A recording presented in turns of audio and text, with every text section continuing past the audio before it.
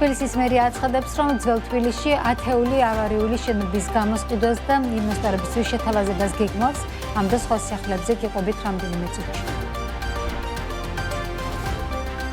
ახლო აღმოსავლეთის კონფლიქტის ფონზე შემცირებული ტურისტული ნაკადები რითეილ სექტორზე უკვე აისახავ, სექტორი გაყიდვების კლებაზე საუბრობს. რუსეთიდან იმპორტის შეჩერების გამო საქართველოში მომდევნო 2 თვეში საქონლის ხორცის ფასის 20-დან 25%-მდე ზრდა სელიან. თბილისის ვიცე-მერიელის, რომ 12 მეტროსადგურის რეაბილიტაცია სრულად 2030 წლისთვის დასრულდება.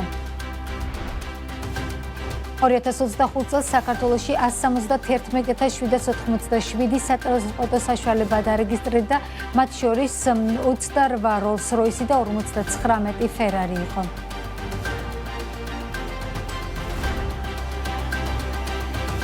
მოგესალმებით, ეს BMG რეგიონის წამყვანი ბიზნეს მედია სააგენტო საქმიან ამბებს BMG-ს გუნდთან ერთად ნინო ტაბატაძე წარმოგიდგენთ. რუსთაველის გამზირის რეაბილიტაციისთვის გამოცხადებული 5-ვე ტენდერი ჩავარდა, თუმცა თბილისის მერიაში მაინც აანონსებენ, რომ ადგილზე რეაბილიტაცია როგორც იყო დაგეგმილი მაისში დაიწყება. რატომ ვერ შედგა დედაქალაქის მთავარი გამზირის ტენდერი, რომლის რეაბილიტაცია ჯერ კიდევ გასული წლიდან იგეგმება, ამ და სხვა მიმდინარე პროექტებზე, რომელიც საქართველოში უნდა განხორციელდეს, დღეს ვიცე-მერისგან შეფასებები მოვისმინეთ. ანუკა ჯოხაძე ისაუბრა დღეს თბილისის ვიცე-მერს, ამ შეფასებებს პირდაპირ ეთერში გაგვიზიარებს. ანუკა, გისმენთ. ნინო, ჩაიშალა 12.3 მილიონი ლარის ღირებულების ტენდერები, რომლებიც თბილისის მერიამ 20 თებერვალს გამოაცხადა. საქმე ეხება რუსთაველის გამზირის რეაბილიტაციას, რომელიც 2026 წლის ბიუჯეტით არის გათვალისწინებული. თბილისის ვიცე-მერი ამბობს, რომ ეს ბუნებრივი პროცესია და თბილისის მთავარი გამზირის რეაბილიტაციის შესყიდვაზე ტენდერები უახლოეს დღეებში კორექტირებული თანხით გამოცხადდება. მისი თქმით, სამუშაოები მაისის შუა რიცხვებიდან უნდა დაიწყოს. ეს არის ძალიან ბუნებრივი პროცესი. ხშირ შემთხვევაში შეიძლება გარკვეული პროექტი, ასე ვთქვათ, ხდებოდეს ჩავარდნა, თუმცა უახლოეს დღეებში დაიდება ახალი პროექტი და აუცილებლად შედგება ჩვენ რაც თავარია იმ გეგმა გრაფიკით, რა გეგმაც გვაქვს, რომ მაისის შუა რიცხვებში მოხდეს სამუშაოების დაწყება, იმისათვის რომ მაქსიმალურად იქნეს გამოყენებული ზაფხულის პერიოდი და უკვე ოქტომბრის-სექტემბრის შუა რიცხვებში, როცა ასე ვთქვათ, ახალი სასწავლო წელი იქნება დაწყებული, ამ პერიოდში უზრუნველყოთ ამ სამუშაოების ჩატარება და ამიტომ უახლოეს დღეებში გამოცხადდება ახალი და აუცილებლად ჩატარდება. მოვიკითხეთ ტრამვაის პროექტის ბედიც, როგორც ცნობილია, დიდუბიდან დიდი დიღმის მიმართულებით ტრამვაის 7,5 კილომეტრიანი ხაზის და ტრამვაის დეპოს მშენებლობაზე პირველი ტენდერი 2025 წლის ოქტომბერში გამოცხადდა, რომელიც ჯერ იანვრამდე გახანგრძლივდა, შემდეგ კი 2026 წლის 13 თებერვალს ხელახლა გამოცხადდა და მისმა ვადამ 31 მარტამდე გადაიწია. ტენდერის ვადის გაგრძელების უმთავრესი მიზეზი უკავშირდებოდა კომპანიებისთვის სათანადო ვადის მიცემას, იმისთვის, რომ საკუთარი წინადადებები მოემზადებინათ. თბილისის მერიაში დღეს ამბობენ, რომ დადგენილი ვადა აღარ გადაიწევს და წინადადებების მიღება 31 მარტიდან დაიწყება. მათი შეფასებით საპროექტო სამუშაოებისთვის დაახლოებით 6 თვის ვადა განსაზღვრული, ხოლო სრულად პროექტის დასრულებას 3 წელი დასჭირდება. ტენდერი სრულდება 31 მარტს და ჩვენ გვაქვს მოლოდინი, რომ იქნება აუცილებლად კონკურენცია საკმაოდ სერიოზული კომპანიების მხრიდან. ჩვენ საკმაოდ აქტიურად ვეთანამშრომლებთ ყველა იმ დაინტერესებულ კომპანიას, რომლებმაც წარმოადგინეს თავისი მოსაზრებები, თავისი ხედვები, თავისი კითხვები და შესაბამისად გამომდინარე ამ პროცესიდანაც რამოდენიმეჯერ ჩვენ მოგვიწია ვადის გადავადება თუ რაღაც გარკვეული კორექტირებების შეტანა. აქ არის სხვადასხვა ქვეყნებიდან, ჩინეთი, თურქეთი, სხვა ქვეყნებიდან წარმოდგენილი საკმაოდ ესეთი მსხვილი კომპანიები. საპროექტო სამუშაოებისთვის დაახლოებით 6 თვის ვადა არის და წლის ბოლოს ჩვენ ძალიან დიდი იმედი გვაქვს, რომ იქნება უკვე დაწყებული სამუშაოები. კიდევ ერთი თემა, რომელზეც თბილისის ვიცე-მერმა BMG-სთან ისაუბრა, მეტროსადგურების მოდერნიზაციას ეხებოდა. მისი თქმით, 12 მეტროსადგურის მოდერნიზაციაში ჯამში 45 მილიონი ევრო დაიხარჯება. გიორგი ტყემალაძე ამბობს, რომ მიმდინარეობს კონცეპტუალური დიზაინის დამუშავება და ვარაუდობს, რომ წლის ბოლოს უშუალოდ ფიზიკურ სამუშაოებზე ტენდერები გამოცხადდება. ფიქრობთ, რომ საერთაშორისო პარტნიორებთან ერთად, კომპანიასთან ერთად, რომელიც ახორციელებს ამ სამუშაოების განხორციელებას 2026 წლის ბოლოს ვიქნებით მზად, რომ განვაცხადოთ უკვე კონკრეტული დეტალური პროექტირებისა და სამშენებლო სამუშაოებზე ტენდერი.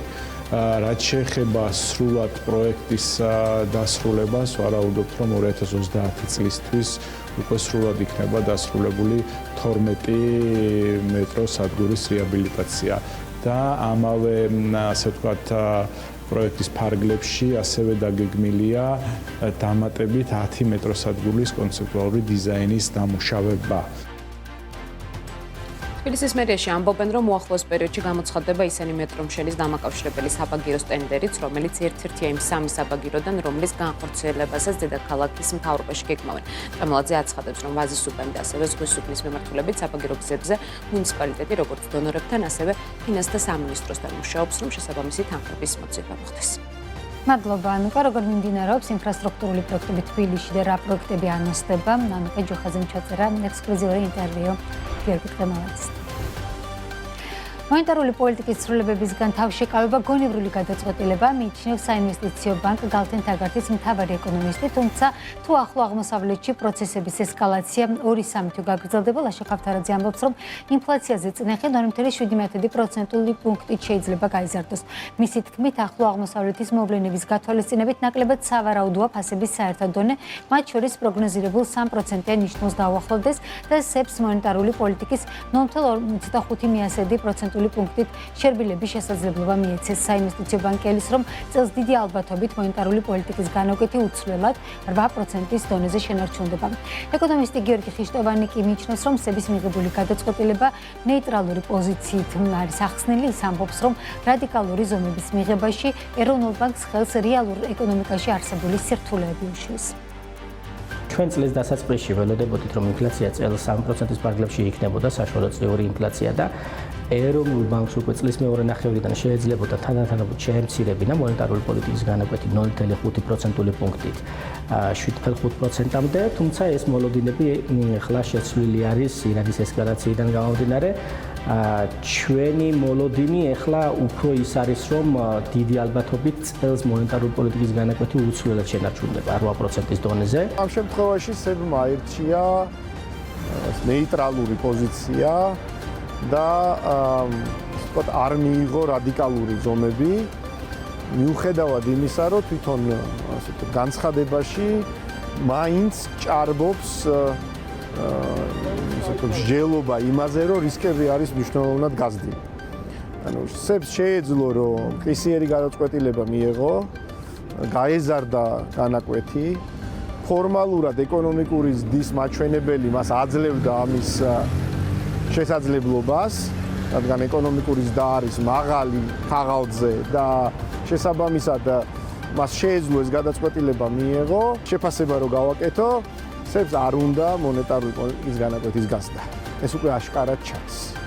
მას ახალი პრობლემა გაუჩნდა, როცა უკვე გარეშოკი დაემატა და აქ უკვე მას უწევს არ გაზრდა მონეტარული პოლიტიკის განაკვეთის დააკომპენსიროს აი ამ სიმკაცრით განცხადებები, სადაც ის ასრულებს ფაქტიურად თავის განცხადებას იმის, რომ ის არ გამორიცხავს კონფლიქტის გაგრძელების შემთხვევაში განაკვეთის გასდას. რიტეილ სექტორის ნაწილში აცხადებენ, რომ ახლო აღმოსავლეთის კონფლიქტის ფონზე შემცირებული ტურისტული ნაკადები გაყიდვებზე ნეგატიურად უკვე აისახა. როგორც საბაჟო ქსელების ნაწილში ამბობენ, ახლო აღმოსავლეთიდან და აზიური ბაზრებიდან ტურისტების კლების ფონზე გასულ პერიოდთან შედარებით გაყიდვების ტემპის კლება შეინიშნება. უფრო მკვეთრი გავლენა მიმდინარე მოვლენებს ბათუმზე აქვს, სადაც გაყიდვების დიდი წილი სწორედ ტურისტებზე მოდიოდა. როგორ აისახება ახლო აღმოსავლეთის კონფლიქტი და შემცირებული ტურისტული ნაკადები რიტეილ სექტორზე და გაყიდვებზე, ნუცა შუბაშვილი გვერდდება დეტალებით, ნუცა გისმენთ.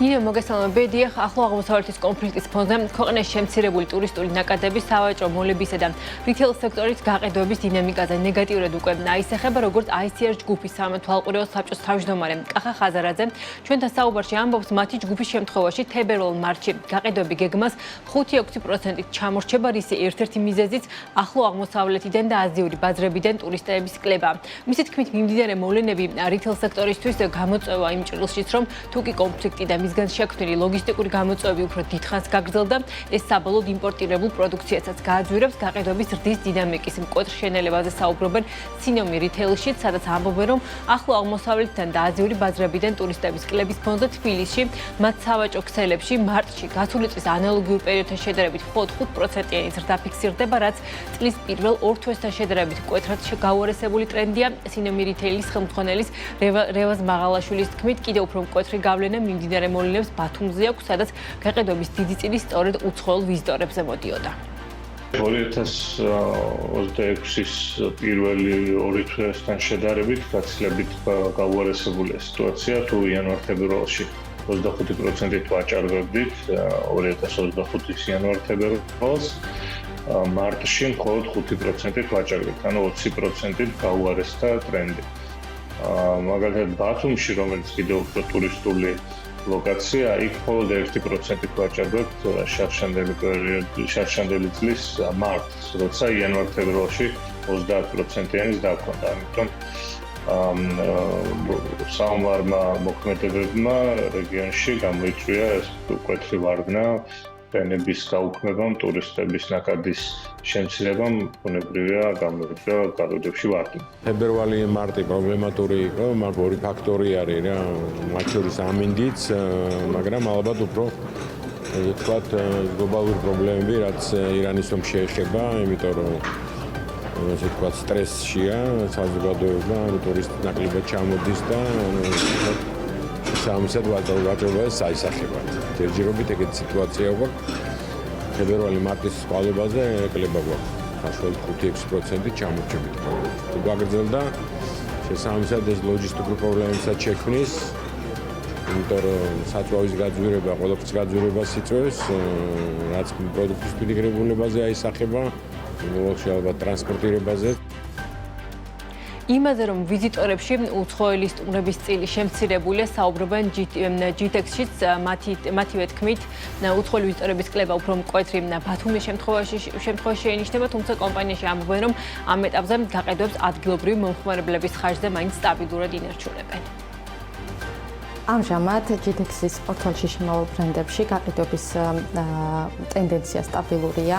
რაც შეეხება ტურისტული ნაკადის ასე ვთქვათ ფაქტორს, ტურისტული ნაკადის შემცირება ნამდვილად იგრძნობა, თუმცა ესე გავლენა ჯერჯერობით გაყიდვებზე არ მოუხდენია. იქიდან გამომდინარე, რომ ჩვენთვის ეს დამატებითი მნიშვნელოვანი ფაქტორია, თუმცა მაინც ჩვენი სექტორისთვის მთავარი ასე ვთქვათ დრაივერი ამ ბიზნესისთვის არის მაინც ადგილობრივი მოხმარება. მიმდინარედ ჯერჯერობით მივყევით ასე ვთქვათ დაგეგმილ გაყიდვების ტენდენციას, თუმცა იგრძნობა მაგალითად ბათუმის ასე ვთქვათ ფაქტორი რო ავიღოთ, ტურისტების ნაკადის კლება იგრძნობა.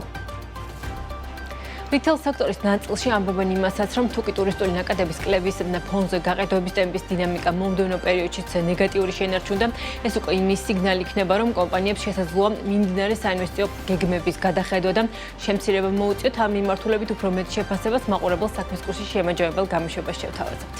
მადლობა ნუცა, როგორ აისახა შემცირებული ტურისტული ნაკადი რიტეილ სექტორის გაყიდვებზე, ნუცა შუბაშვილმა გაგოცნა.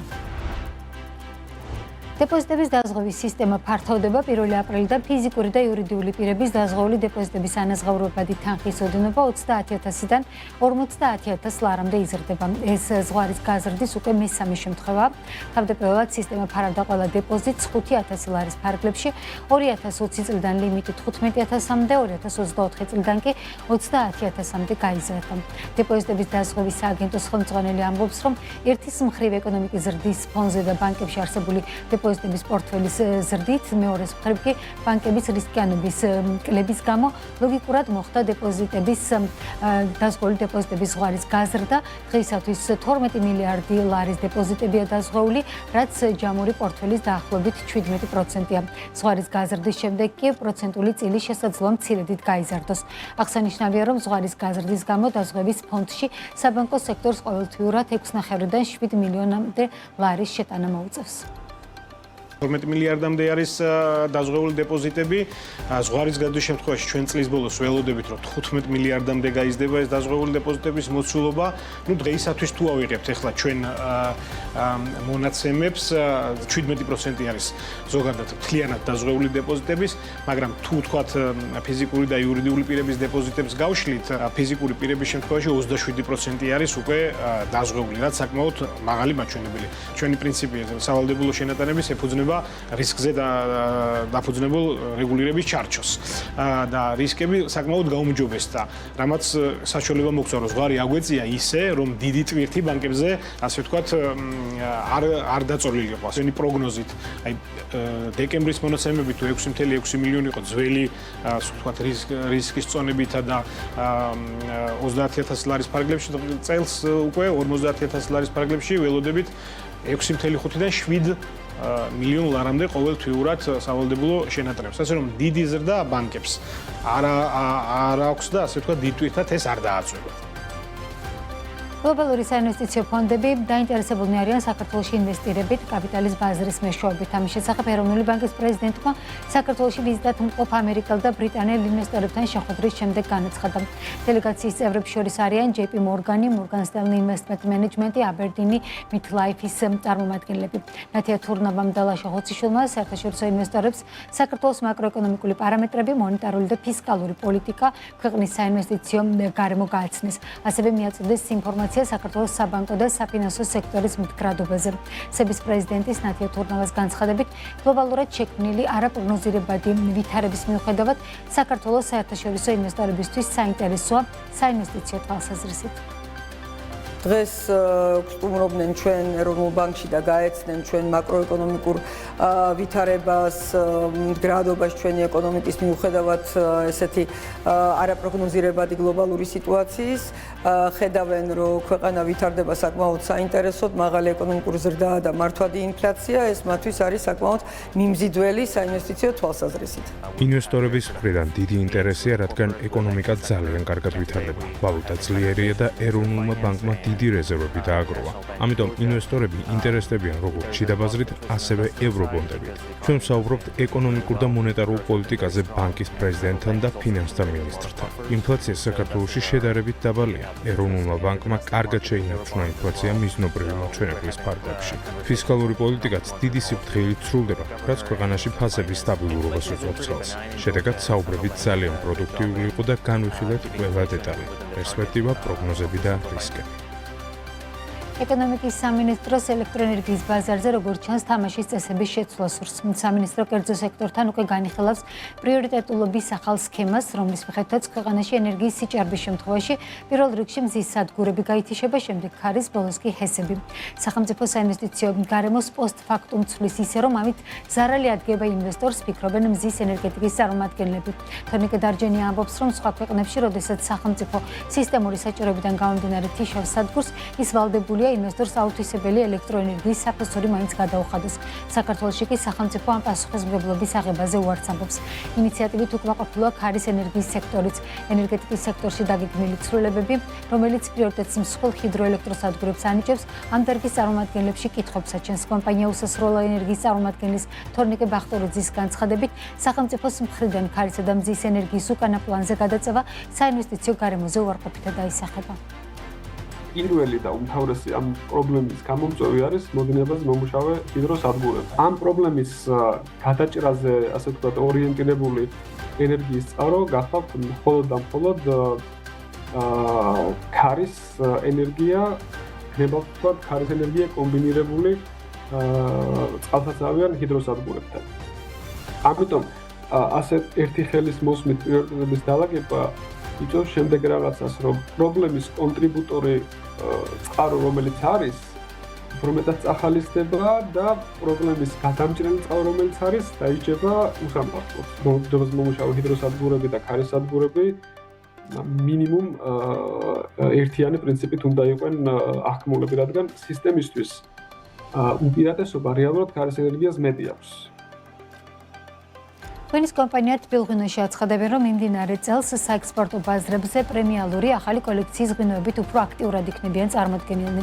როგორც კომპანიის აღმასრულებელი დირექტორი ზურაბ მარგველაშვილი ამბობს, კომპანიის ახალი კოლექცია, რომელიც ქვევრის ტექნოლოგიაზეა დაფუძნებული, ბრიტანეთის შემდეგ წელს უკვე კანადაშიც გაიყიდება. მისივე თქმით, გლობალურად არსებული გამოწვევების ფონზე თბილღვინო აქცენტს საექსპორტო ბაზრებზე გაყიდვების შენარჩუნებაზე აკეთებს. კომპანია ექსპორტს 25-ზე მეტ ქვეყანაში ახორციელებს. ვცდილობთ რომ შევინარჩუნოთ ჩვენი ასე ვთქვათ გაყიდვები, იმიტომ რომ საკმაოდ რთულია დღევანდელ ასე ვთქვათ კონკურენციაში ასე ვთქვათ გამარჯვება და ასევე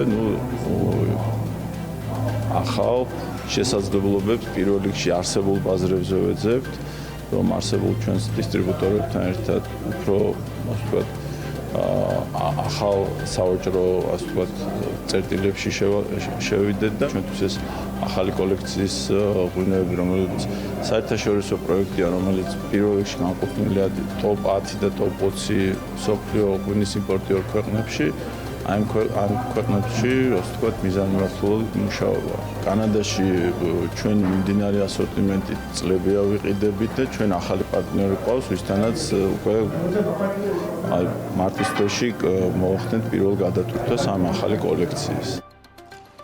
საქმის კურსი ამით დასრულებულია. 7 საათზე თქვენთვის საქმიან ამბებს ანა ლაპიაშვილი შეეჯამებს. ნახვამდის.